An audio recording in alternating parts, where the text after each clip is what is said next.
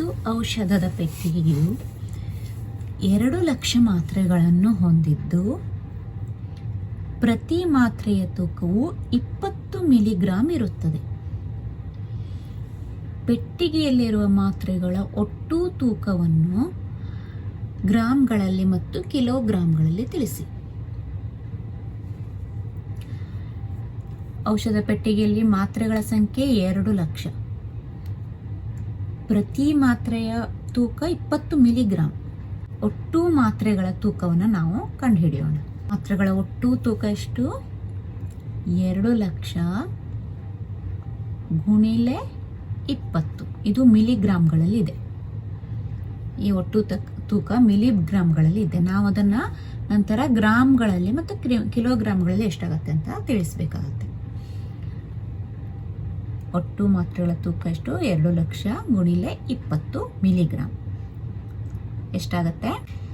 2 2 4. ಒಟ್ಟು ಎಷ್ಟು ಸೊನ್ನೆ ಇದೆ ಇಲ್ಲಿ ಎರಡು ಕಡೆ?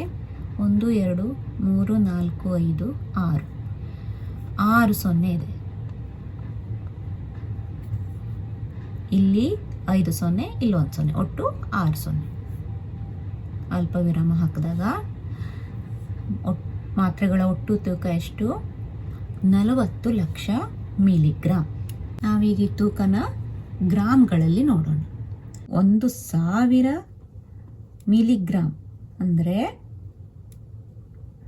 1 ಗ್ರಾಂ. ಮಿಲಿಗ್ರಾಮ್ನ ಗ್ರಾಮ್ನಲ್ಲಿ ಕನ್ವರ್ಟ್ ಮಾಡಬೇಕು. ಅದರಿಂದ 1000 ಮಿಲಿಗ್ರಾಂ ಅಂದರೆ 1 ಗ್ರಾಂ. ಇಲ್ಲಿ ಎಷ್ಟು ಮಿಲಿಗ್ರಾಂ ಕೊಟ್ಟಿದ್ದಾರೆ? 40 ಲಕ್ಷ. 40 ಲಕ್ಷ ಮಿಲಿಗ್ರಾಂ ಕೊಟ್ಟಿದ್ದಾರೆ. 40 ಲಕ್ಷ ಮಿಲಿಗ್ರಾಂ ಅಂದರೆ ಎಷ್ಟು ಗ್ರಾಂ? ಈಗ ಏನು ಮಾಡಬೇಕು ನಾವು? 40 ಲಕ್ಷ ಬಾಗಿಲೆ 1000. 40 ಲಕ್ಷ ಬಾಗಿಲೆ 1000. ಇಲ್ಲಿ 3 ಸೊನ್ನೆ, ಇಲ್ಲಿ 3 ಸೊನ್ನೆ, ನೀವು ಕ್ಯಾನ್ಸಲ್ ಮಾಡ್ಬೋದು. 40 ಲಕ್ಷ ಬಾಗಿಲೆ 1000 ಅಂದರೆ ಎಷ್ಟು ಉಳಿತೀಗ? 3 ಸೊನ್ನೆನ ಕ್ಯಾನ್ಸಲ್ ಮಾಡಿದಾಗ 4000 ಗ್ರಾಂ. ಇದು ಗ್ರಾಮಿಗೆ ಕನ್ವರ್ಟ್ ಆಯಿತು. 4000 ಗ್ರಾಂ. 4000 ಗ್ರಾಂ ಅಂದರೆ 40 ಲಕ್ಷ ಮಿಲಿಗ್ರಾಂ.